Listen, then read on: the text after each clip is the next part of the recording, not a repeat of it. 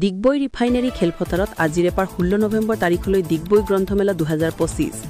Digboi press club আৰু ডিগবৈ আঞ্চলিক ছাত্ৰ সংস্থাৰ যৌথ উদ্যোগত আয়োজিত ডিগবৈ গ্ৰন্থমেলাৰ আজি প্ৰথম দিনা কাৰ্যসূচী অনুসৰি পতাকা উত্তোলন স্মৃতিতৰ্পণ গ্ৰন্থমেলাত দুৱাৰ উন্মোচন আৰু ছাত্ৰ-ছাত্ৰীসকলৰ মাজত চাৰিটাকৈ শাখাত অনুষ্ঠিত হয় চিত্ৰাংকন প্ৰতিযোগিতা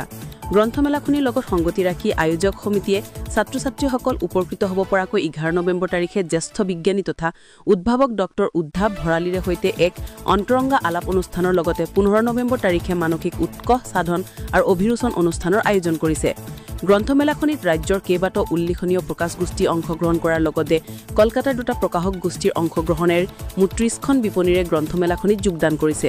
ডিগবৈৰ পৰা নিতুমণি হত্যা ৰিপৰ্ট পাব্লিক টিভি অসম আনন্দিত কাৰণ এইখন পূৰ্ণাংগ গ্ৰন্থমেলা আমি ডিগবৈত 22 বছৰ মূৰত পাইছোঁ গতিকে গ্ৰন্থমেলাক অতিকৈ আনন্দিত হৈছোঁ ডিগবৈ আজি আনন্দিত হ'ব গতিকে গ্ৰন্থমেলা কিতাপৰ থ্ৰুদি উপকৃত হ'ব আৰু যেহেতু উদ্ধৱ ভৰালীৰ নিচিনা বিজ্ঞানী পাব ইয়াত এজন ছাত্ৰ-ছাত্ৰীসকলে তেওঁলোকৰ আলোচনা কৰি ছাত্ৰ-ছাত্ৰীসকলেও উপকৃত হ'ব গতিকে আৰু বিভিন্ন প্ৰতিযোগিতা আছে দশাপনা নৃত্য সত্ৰীয়া নৃত্য সেইসকলো প্ৰতিযোগীয়ে ইয়াত অংশগ্ৰহণ কৰি সাফল্যমণ্ডিত কৰিব গতিকে গ্ৰন্থমেলাখন 8 তাৰিখলৈকে